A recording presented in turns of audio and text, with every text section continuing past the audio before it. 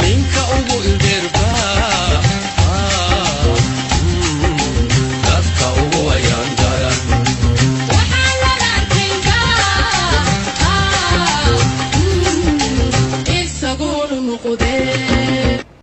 dictatoriyad waxaa lagu gartaa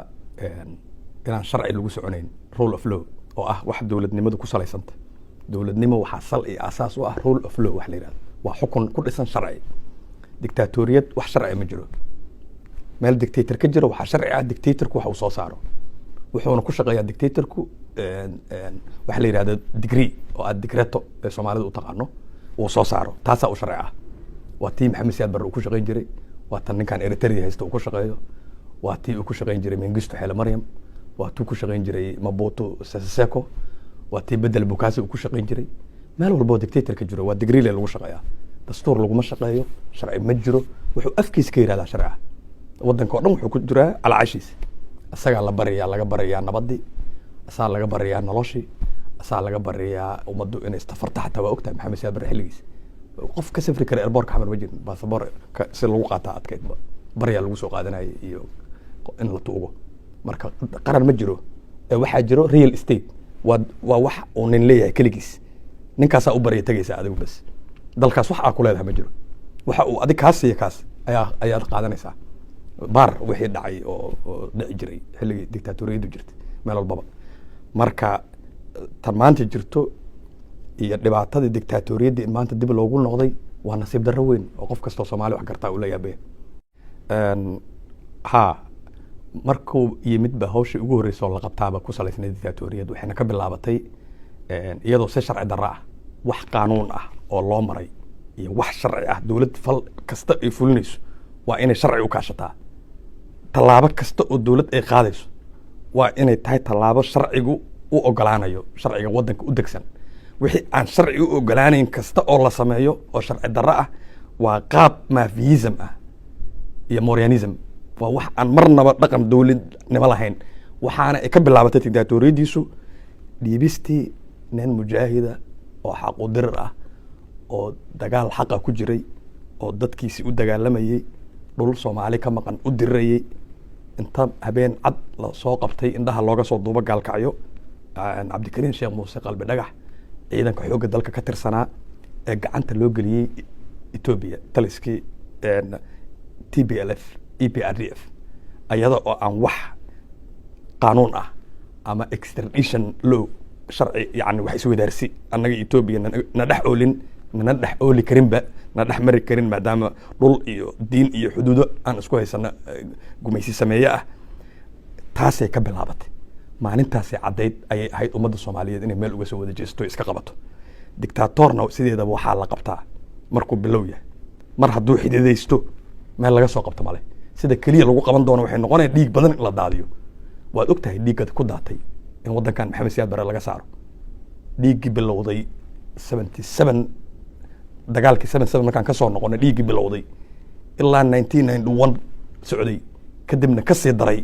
markii meesha isaga uu ka baxay ilaa raad xumadii iyo calool xumadeedii ilaa maanta inala socoto dhibka laga soo maro waa la socotaa 40 iyo meeqa sana kasoo wareegtay 77 43 sano maanta oo 2020 aan marayno oo lala daalaadhacayo dictatoriyad kale haddii meesha sanadkan ama sanad soo socda la ceyrsho dagaal uu ku baxo iyo dhiig consequence ka dhalan doona in la qiyaasaa la rabaa maanta laga fakero oo ubadka soomaaliyeed la badbaadiyo dumarka iyo carruurta la badbaadiyo dadka ku le-an doono cawaaqib xumada ka imaan doonta falalka dictatoriyad ee waddanka maanta dagaalada looga horreeyey meel walba qabaa'ilka inta laisku hubeeyey ay isdilayaan oo gada wax ka socda laba juf ay isku dilayso oo midna isaga uu hubeeyey midna kenya ay soo hubeysay xabadda ay isku haystaan saakay waxa ka dhacaya galmudug aad u jeedid in laysku hub urursanayo ya waxaa kusii socda puntland aad u jeedid waxa lala dabacsan yahay somaliland aad u jeedid south west wixii ka dhacay gumaadka aad la socotid hirshabeelle cagta lagula tunto la baabi'iyey gobolka banaadir lagu hanjabayo laleeyahay waa laydin laynayaa dadki haddaad soo baxdaan oo cid banaan bixi karta cid hadli karta jirin de waad aragtaa waxaan ay taas meeshayna geynayso waxayna geynaysaa waxa weeye dhiig daata iyo halaag dowladnimo dimuqraadiyaday ku socotaa cadaaladay ku socotaa waa dhab laba jeer uu caddeeyey inuusan doorasho dhigayn lana tartamayn doonayana inuu iska sii haysto meesha mar waxay ahayd mar uu qudbeynayay uu lahaa wadamada dariska qaarkood uu tusaale usoo qaato yiri dowladahoodu de isma bedelaan waa soo taagan yihiin waxaa loo baahan yahay dowlad iska socoto joogta meeshii mar uu lahaa continuity loo baahan yahay inaan sii joogo uu lahaa aniga kaliya sii joogay meeshii marka waa clear laba cadeyn oo waaweyn oo concrete ah hortaala oo ah inuusan rabin inuu meesha ka tago marka doorasho ma dhigayo mana damacsana inuu dhigo hadduu dhiganayana wuxuu rabaa inuu dhigo doorashooyinkan dee wadamada dictatoriyadda oo dhan doorashooyina laga dhigaa wax doorasho ku sheega laga dhigaa laysaga shubto oo 1986 ba maxamed siyaad bare doorashuu sameeyey may ahaa blue iyo red midab blue iyo mid guduudan la dhigay oo la yidhi ha iyo maya qof ku ridana ayadoo qoorta la wado xabsi lagu tuurayey wixii ummadda oo dhan ay marka haa ku shubta iyadoo baqaysa in la dilo ay ka caabsanayaan marka dal saas laguma hayn karo taariikhdaas waa soo aragnay wax cusub loo baahan yahay weji cusub waxaan soo marnay iyo halaagii na dhaxal siiyey 77 ilaa haddadan dhiig daadanaya 43 sano inaan maanta dictatoriyad dib intaan ugu laabanay isla halaagi kale mar kale u dhaco dee waxaan maraynaa dee waa ummad waxaan noqonay halaag u joog ah dadka taa ku taageersana dee waa dadaan dad iyo dal midaan dan ka lahayn haddii ummaddu dhiig ka dhex daato la kala qaxo la baaba'ona aan dan ka lahayn aad mooddo dee dad waxay ku khasaarayaan jirin wixii baaba'aya aan dan ka lahayn ama iska cuqdadaysan ama iska emotional ah ama iska qabyaaladaysan oo leh dad baa wax laga duminaya reer hebel baa wax la yeelaya u aaminsan laakiin weji qarannimo beena ku gabanaya dad noocaasa iska jira oo iska dhibaataysan waan leenahay ilaahay caafiyo marka dee waddanka waa aragnaa cid kastoo wax garatana way aragtaa dictatoriyaddan meesha ay namalkinayso inay tahay halaag iyo dhiig daata iyo wixii dhacay 1990 iyo kala cararka meesha ka dhacay iyo hogaamiyihii dictatorka ahaa cararkii u cararay u qaxay qaxitaanka u qaxayna ay noqoto inuu qabiilkiisa u qaxo marka maanta farmaajo meel uu asaga ku qaxaya maba jirto iyo meel uu ka bixi karo ku qaxi karo dhulka shabaaba meel walba fadhiya dadkiisina de waa kuwa isku diray oo laba jufo xabadaha isugu dhiibo weegan islaayo isdhameeyey dhiigu ku daadanayo jufo asaga hubeeyey taageerayo ciidamada meelaha uu ka soo qoro uu dulgeeyey uu ku saaciday iyo jufo kale oo iyaduna Kenya hubka hesho saaciday ay meeshii ku dirirayaan balad xaawo de waa u jeedaa marka waa meeshii ugu dambeysay ayay maraysaa aniga waxaan kula talin lahaa hadday tala yeelayaan Soomaaliya xukun dictator ah kama shaqeynayo inay dimuqraadiyaddii lagu doortay ay horta ilaaliyaan oo aysan gacmahooda ku dumin oo taariikh mugdi ah waaba ka tagayaan oo taqalba dhagaxa ugu horeyse iyo wixii lamid iyo weerarka guriga Cabdiraxmaan Cabdishakuur iyo gumaadkii bay dhaba laga geystay iyo dadka afka la qabtay loo diidan yahay inay magaalada Muqdisho ka hadlaan dadku aysan shucuurtooda cabiri karin banaanbax ku cabiri karin qoraal ku cabiri karin hadal ku cabiri karin maskaxdooda ka cabiri karin inay dimuqraadiyaddii horta lagu doortay ay sugaan marka koobaad kadibna dadku u ogolaadaan in ay shacbigii ciduu rabo uu doorto ciduu rabo inuu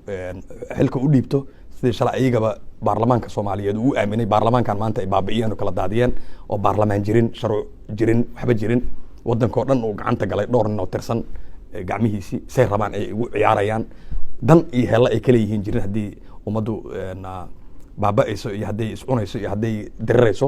ayagu dantooda kaliya inay kuraastaas ku fadhiyaan ummadina ay qoorta isu wada geliyaan dhinac walba meel walba isaga direen discourse isugu direen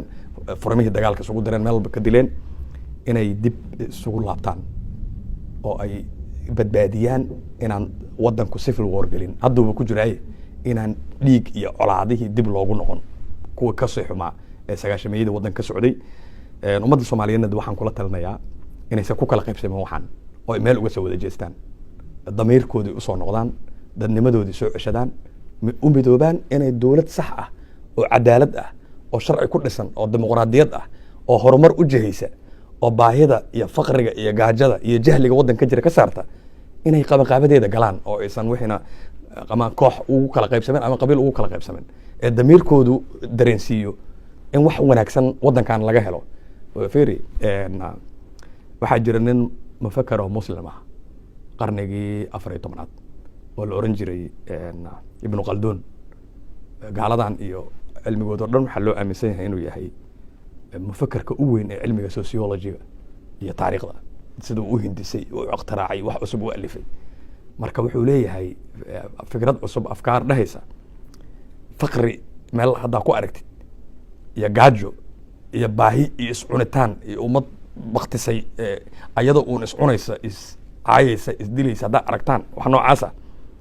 وأمد ضمير كباشو يري ودنما دي ضمير كي لومس مركا ضمير مر هدي لومسي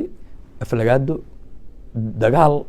يدل يسعين كل واحد شيء ولا حاور إسواناجية ور عوردي ندتها ور إسقورحية ور شرع سمايستا ور قانون أي دولة نما كسعتها دكتاتورية دي أنت اللي قدولة أنت اللي غبتي قال مدوجا الحرية أنت دولة نما معها وها صح ده دولة نما وفانتين دواكو أطوني سوانا كو عمر تجيسان مركا إسكوسو نقطة ميركي نسوع عشتا دميركي ندب النولايا marka qaban qaabiya sida lagu heli lahaa dawlad sax wadankan isweydiiya 30 sano u dambeysay hawo la ilaalinayo iyo bad la ilaalinayo mana ilaalin karo xukun dictatoriyada lagu ma ilaaliyo marka aan u tashana dalki saanse ma aha dictatoriyada waxba lagu ma gaarayo inta wax laga saar bari isla meeshan lagu laabana iyo wixii aan ka soo baxnay